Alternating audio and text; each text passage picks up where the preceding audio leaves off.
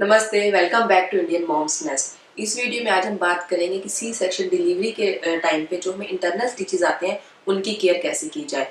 क्योंकि मैंने इससे पहले भी एक वीडियो किया है कि सी सेक्शन डिलीवरी की जो स्टिचेस हैं उनकी केयर कैसे की जाए कि कोई इन्फेक्शन ना हो। और उस पर मुझे जितने भी अभी तक कमेंट आए हैं ऑलमोस्ट सभी में यही कमेंट आए हैं कि हमारे जो स्टिचेस हैं वो इन्फेक्शन हो गया या पस पड़ गया या सीरीज खुल गए हैं।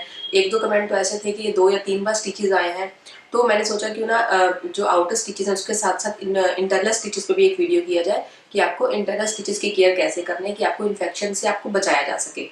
इंटरनल स्टिचेस जो हमारे यूट्रस के ऊपर आते हैं, गर्भाशय के ऊपर आते हैं, क्योंकि जो बाहर के जो स्टिचेस होते हैं जो हमारे स्किन पे लगते हैं, लोअर एब्डोमेन पे जो स्टिचेस लगते हैं वो हमें दिखाई देते हैं। अगर कोई इन्फेक्शन होने लगता है तो हम उसे देख सकते हैं। जो इंटरनल स्टिचेस होते हैं वो हमें दिखाई नहीं देते हैं। तो अब जल्दी से स्टार्ट करते हैं अपना वीडियो। अगर वीडियो आपको पसंद आए तो इसे लाइक और शेयर जरूर करें और मेरे चैनल को सब्सक्राइब करें और बेल आइकन को हिट करें कि आपको आने वाली वीडियोस की नोटिफिकेशन मिलती रहे।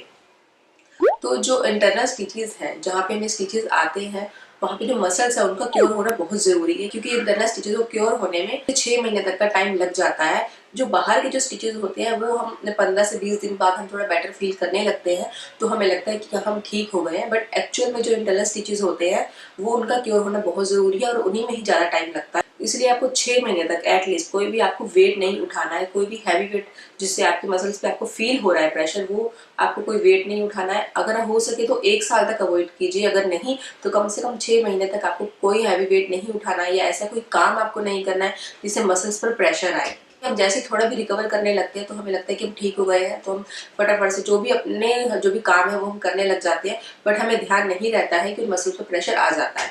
तो इसलिए अगर आपको कभी भी थोड़ा सा भी डिस्कम्फर्ट फील हो या थोड़ा सा भी पेन आपको फील हो तो आपको तुरंत अपने डॉक्टर को बताना चाहिए। तो आपको इस टाइम पे कोई एक्सरसाइज नहीं करनी है। अगर आप एक्सरसाइज कर भी रहे हो तो 6 महीने बाद आपको करनी है, वो भी अपने डॉक्टर से कंसल्ट करके। काम होते हैं जैसे अगर आप आटा गूंद रहे हो, आटा गूंदने में भी क्या होता है कि मसल्स पे प्रेशर आता है, या ड्रॉर में से आप बार बार झुक करके कोई ना कोई सामान उठा रहे हो, या किचन में ऊपर से आप कोई सामान उतार रहे हो या उठा रहे हो, इतना भी अगर वेट आपको पड़ता है, प्रेशर आता है मसल्स पे, तो उससे भी इन्फेक्शन के चांसेस रहते हैं। तो इसलिए आपको इन सब बातों का ध्यान रखना है भी, किसी भी तरह से एटलीस्ट 6 महीने तक उस जगह पे कोई भी प्रेशर नहीं आना चाहिए। अगर आप बेबी को फीड करा रहे हो तब भी आपको पोजीशन का ध्यान रखना है। अगर आप लेट करके उठ रहे हो तब भी आपको बहुत आराम से धीरे से उठना है, आपको साइड करवट लेकर के उठना है, क्योंकि अगर हम सीधे लेटे लेटे उठते हैं तब भी हमारे एब्डोमेन पर जो है प्रेशर आता है।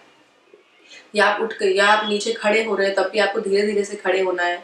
और अपने बेबी से ज्यादा आपको कोई वेट वैसे भी नहीं उठाना चाहिए 6 महीने तक। फोकस हमारा यही है कि जो इन सीजन एरिया है, टीचर्स जहाँ पे आए हैं हमें, वहाँ पे किसी तरह का कोई प्रेशर ना आए। तो इसलिए आपका जो फोकस है वो यही रहना चाहिए कि आपको ऐसा कोई काम नहीं करना है, इस पोजीशन में आपको बैठना नहीं है, इस पोजीशन में आपको लेटना नहीं है कि आपको वहाँ पे थोड़ा भी प्रेशर फील हो या थोड़ा भी डिस्कम्फर्ट फील हो। और इसी के साथ आपको लिक्विड ज्यादा लेना है और अच्छी डाइट लेनी है। डाइट में आपको प्रोटीन बहुत ज्यादा लेना है कि जो हमारी जो मसल्स है आपके इन सीजन एरिया की वो रिकवर हो सके जल्दी।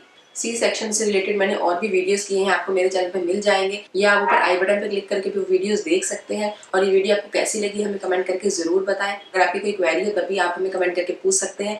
Thank you for watching Indian Mom's nest.